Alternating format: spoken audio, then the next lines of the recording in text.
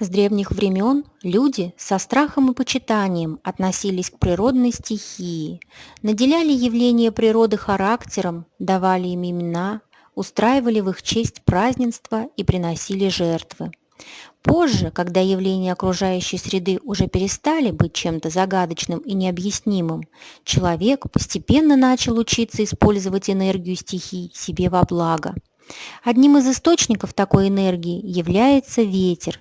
Человечество бесчисленное количество раз испытывало на себе его разрушительную силу, но при этом ветер может быть и спасительным, легким, ласковым, а главное, он может быть полезен людям. Популяризировать идею использования энергии ветра, привлечь внимание широкой общественности к потенциалу этой отрасли призван Всемирный день ветра, который отмечается ежегодно 15 июня. Учрежден этот праздник Европейской ассоциацией ветроэнергетики, членами которой являются 50 стран, и Всемирным советом по энергии ветра. Первое празднование состоялось 15 июня 2007 года, а уже через 2 года праздник был признан всемирным и получил популярность более чем в 30 странах мира. Сегодня, когда проблема исчезновения природных ресурсов стоит как никогда остро, и человечество осваивает альтернативные источники энергии, ветроэнергетика, как отрасль, является особенно актуальной, а празднование Всемирного дня ветра приобретает еще большее значение, так как помогает привлечь внимание жителей планеты к неисчерпаемому потенциалу энергии ветра и необходимости развития данной отрасли во всех странах мира.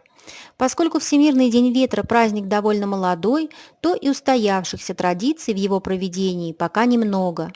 Людей знакомят с тем, откуда же берется энергия ветра, как она используется и служит человеку.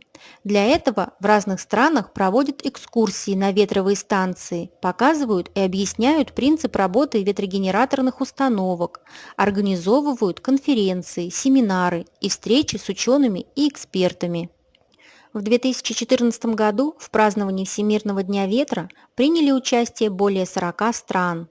Было проведено 230 различных мероприятий и инициатив, в том числе образовательные программы, курсы и даже художественные выставки. В настоящее время развитию ветроэнергетики в России уделяется повышенное внимание.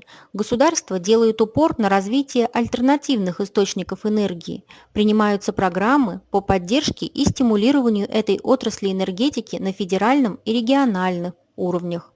В стране появляются новые организации, которые занимаются ветроэнергетикой, создаются отечественные образцы ветровых установок различной мощности и конструкций.